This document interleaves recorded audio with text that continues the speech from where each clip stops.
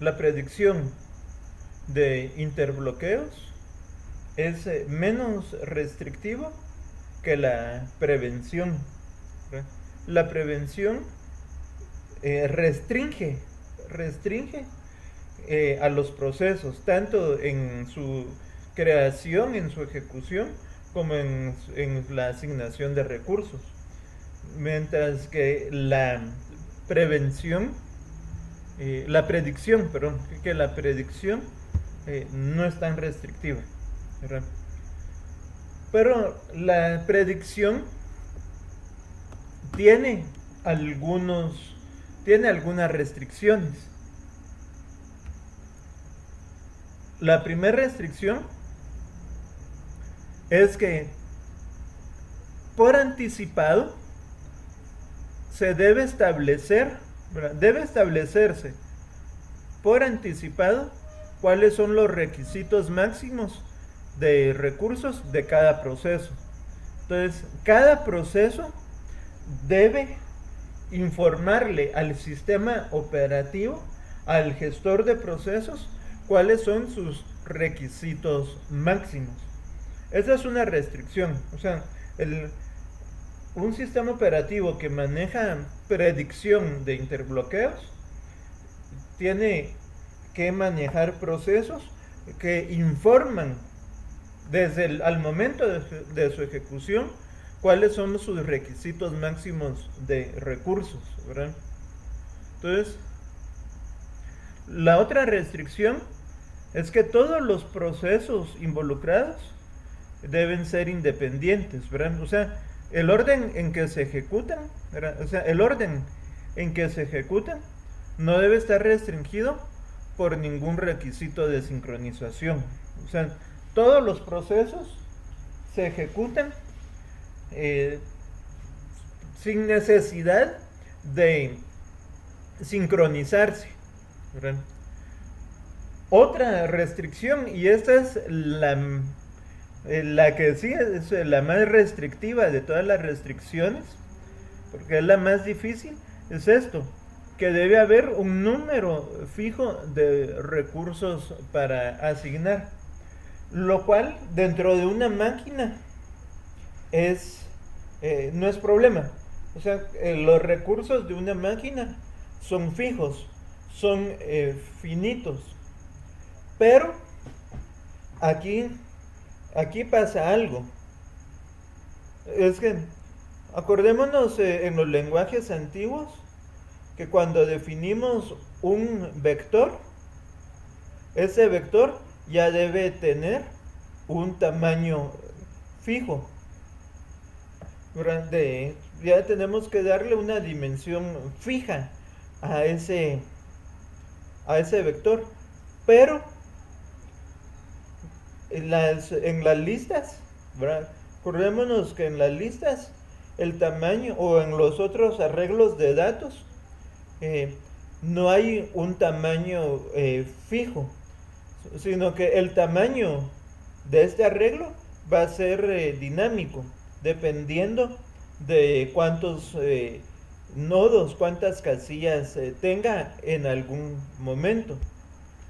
Pero aquí nos están diciendo que debemos manejar un número fijo de recursos que asignar. Eso no es tan óptimo. Lo más óptimo sería no utilizar esto, sino utilizar esto. Utilizar un arreglo que sea dinámico, ¿verdad? Entonces, hay otra restricción, y esa restricción no es tan problemática, es buena. Es que ningún proceso puede terminar mientras mantenga recursos. ¿Por qué? Porque se da el caso que al terminar un proceso, termina con los recursos ocupados, y esos recursos puede que no se liberen, puede que esos recursos no se liberen. Vamos a verlo, y eso ocurre más con Android. que ocurren procesos zombies. En Android, ahí depende de la forma en que uno programe, pueden haber recursos zombies, actividades zombies. Entonces, eso es lo que se pretende acá. Ahora, ¿cómo se puede detectar un interbloqueo? ¿Verdad? Entonces, esto se puede hacer con tanta frecuencia, ¿verdad?, como una vez por cada petición de recursos, ¿verdad? O sea, ¿cómo se detecta un interbloqueo? Pues no debería ser tan complicado. Es simplemente cada vez que un proceso solicita un recurso, se realiza, ¿verdad?, el chequeo del interbloqueo.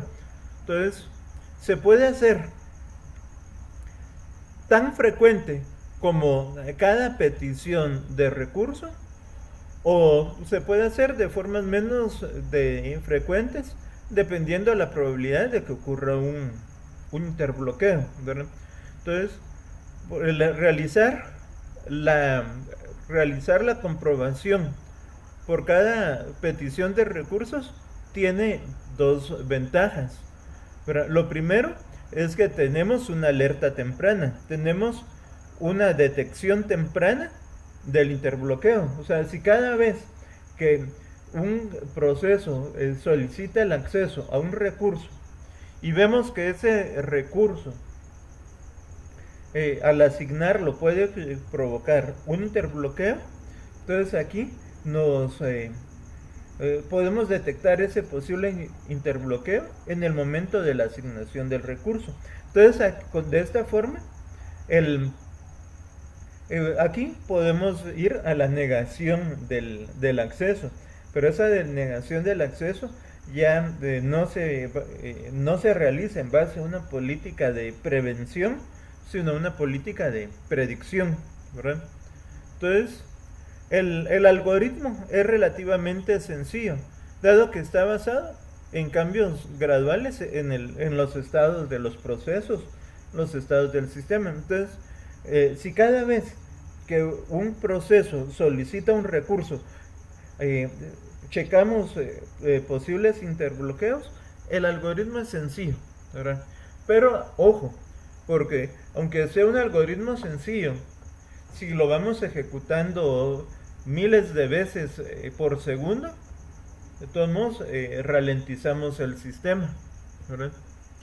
Entonces, es esto, ¿verdad?, lo que les decía, ¿verdad? Hacer comprobaciones frecuentes consume tiempos del procesador, porque ese algoritmo es un proceso, ¿verdad?, que es un proceso que se ejecuta, ¿verdad?, en el sistema operativo, que consume memoria y que consume recursos del procesador. Entonces, el principal inconveniente es ese, la eficiencia, el rendimiento, ¿verdad? Entonces, ahora pensemos en este caso. El interbloqueo ya ocurrió. Este interbloqueo ya ocurrió. Entonces, ese interbloqueo ya se dio. Entonces, ¿ahora qué? ¿Verdad? Entonces, una vez que el interbloqueo ocurrió, necesitamos una estrategia para la recuperación, ¿verdad? Y eso lo vamos a ver en el siguiente video.